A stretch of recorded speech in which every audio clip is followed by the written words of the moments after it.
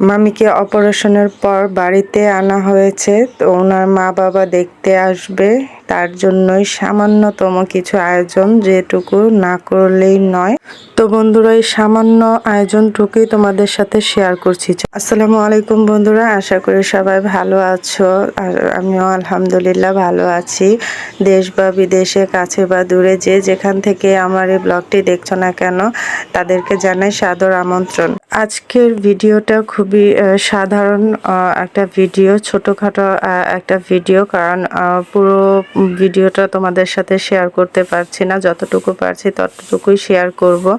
আগের দিন মামিকে মেডিকেল থেকে নিয়ে এসে আমি বাসায় রেখে চলে গিয়েছিলাম। পরের দিন আবার নানুর বাসায় যাচ্ছি, কারণ মামি বেশ কিছুদিন কাজকর্ম করতে পারবে না, যেহেতু মাত্রই অপারেশন হয়েছে। তো সেই ক্ষেত্রে কেউ নেই, আমার মাকেও বাসায় চলে যেতে হবে। আমার ভাই যেহেতু একা, খাওয়া দাওয়া রান্নাবান্না করে দেওয়ার কোনো মানুষ নেই, তো মা চলে যাবে। তো এদিকে আমি যাচ্ছি, কিছুদিন যে কয়দিন পারি থেকে হেল্প করব। তো সে কারণেই আমার ছেলে মেয়ে যেহেতু এখানে ছিল, তাদেরকে নিয়ে আবার নানুর বাড়িতে পরের দিন চলে গেলাম। তো ওদিকে আবার মামির মা বাবাও আসবে, মানে নানা নানি, ওরা মামিকে দেখতে আসবে। এদিকে আমার মাও চলে যাবে। তো সে কারণে সামান্য কিছু ঘরোয়া আয়োজন করা হয়েছিল, যদিও রান্নাবান্নাটা আপনাদের সাথে শেয়ার করতে পারিনি।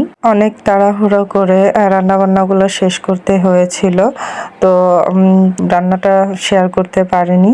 তো এই ছিল সামান্যতম আয়োজন, যেটুকু একদম না করলেই নয়, ততটুকু আয়োজনই করা হয়েছে। এর বেশি কিছু করা হয় নাই, যেহেতু রুগীর ঘর, তেমন কিছু করা হয়নি। তো ওনারা এমনিতেও সাদামাটা মানুষ, কিছু মনে করে না, খুবই ভালো মানুষ নানা নানি। তো আজকের ভিডিওটা এই পর্যন্তই, খুব বেশি বড় করিনি।